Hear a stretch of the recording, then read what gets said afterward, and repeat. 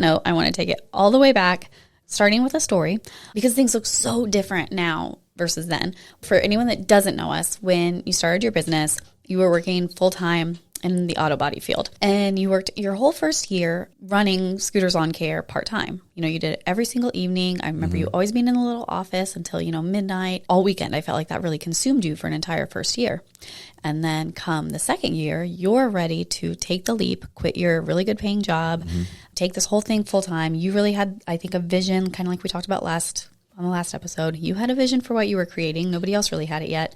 But at that same time, I accidentally got pregnant, which turned into the best oopsie daisy of our lives. But we were not as cool, calm, and collected about it as we are now. Yeah, for sure. In the moment, it was terrifying. Starting a business, throwing away all your income to start something new and realizing you have a kid on the way is an interesting way to start. During that time, I felt like we were living two separate lives. I was this mom who had this baby that was just in the NICU, and what the hell is happening? Because I felt like I was babysitting this kid and just waiting for this mom to show up and pick him up. Like I didn't really transition into motherhood as gracefully as other moms, while you're transitioning and transforming from this 9-to-5 guy to someone who's you literally have all your eggs in the basket of this business, and you had all the weight on your shoulders, which now I see much more clear. And we never talked about it.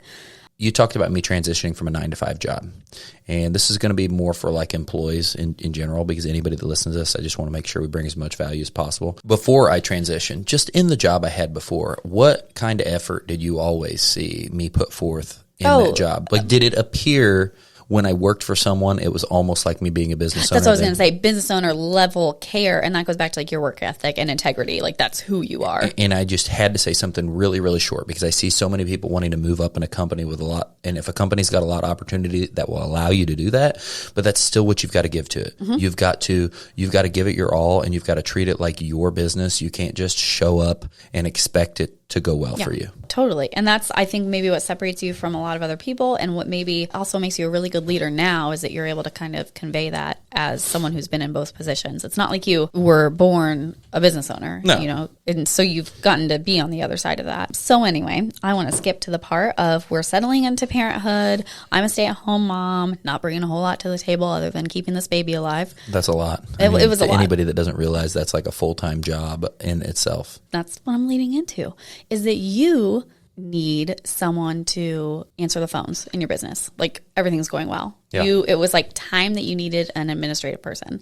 And at that time, I guess I'm speaking from you at that time. It's like, I can see you looking at me like, you're not working. You can answer the phone a little bit. That's kind of where I was at, because you came to me and you said, can you start kind of working in the office as our baby's, like 6 months old at that time, where it's like, just not a good time. Never is a good time to try to juggle that. And I said, hell fucking no, I will not. So supportive. I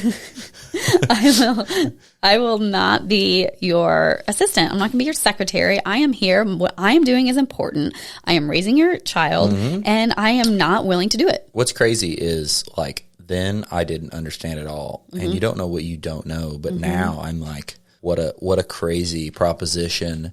And like I was so set back by the way you responded, and I remember that feeling. But now, like, I look at it and it's like, what would you expect? Well, it probably felt like, wow, fuck me, and I probably presented it that way as well. It probably felt horrible, and I can see that. But it's also back to us living so kind of separately and transitioning two separate ways and being on like two separate highways. Yeah, we were going on two separate paths of raising children. Which is really, really hard. Raising a child and raising a business are very, very similar. And when you start both for your first time ever at the same time, I think that's a really, really big challenge. And a lot of people do that, because we talk to a lot of people who are in this same, that's why it's so relevant, is a lot of people are in this same time of their lives doing this. We actually know a lot of people who have kind of commissioned their stay-at-home mom wife to be their assistant. And some people do it flawlessly, and some women are probably listening to this, or some men or whatever, kind of laughing at me thinking, how could you not juggle that? I do want to say that this whole journey has led me to become the chief marketing officer of a 7-figure company,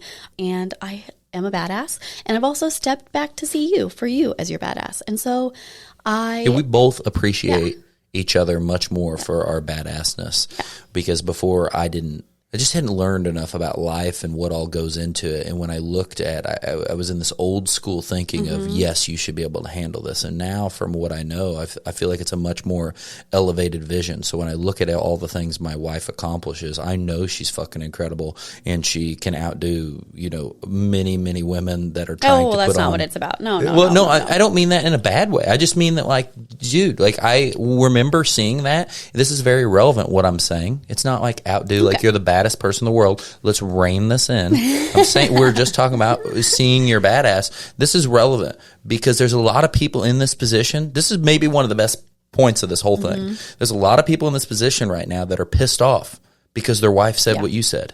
And they don't get it, and they don't understand, and they feel let down because they're trying to start a business. And this is going to be what's supporting everybody, and it's all about, I'm doing this for the family, and they feel let down. Well, you don't know what you don't know until you learn more. And now I see for all the things my wife can do and does do for the business and did then. I just, unfortunately, hadn't learned enough to give you enough credit. And I honestly, right now, I apologize for all that. Oh my God, I love you. Well, I'm sorry.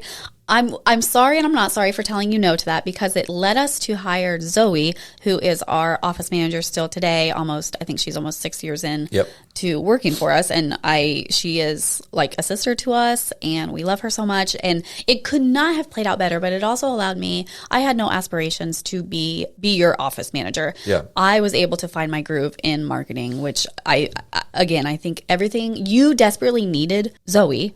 But you wanted me to be Zoe. You desperately needed that office manager. You didn't need that marketing position in that moment. It was a frustrating thing, and I get it. And desperation led us to not communicating well together, not feeling like either of us were really supported, because I felt like you're not supporting me in my role as a stay-at-home mom. 100%. You felt like I wasn't supporting you. Anyway, let's move on from that. I want to say, if you are in this position, though, it might sound like there was such a lack of support there, but I don't think it was a lack of support. Being able to look back at it now, I think each of us were supporting each other in the best way that we knew how, with what we knew, with who we were.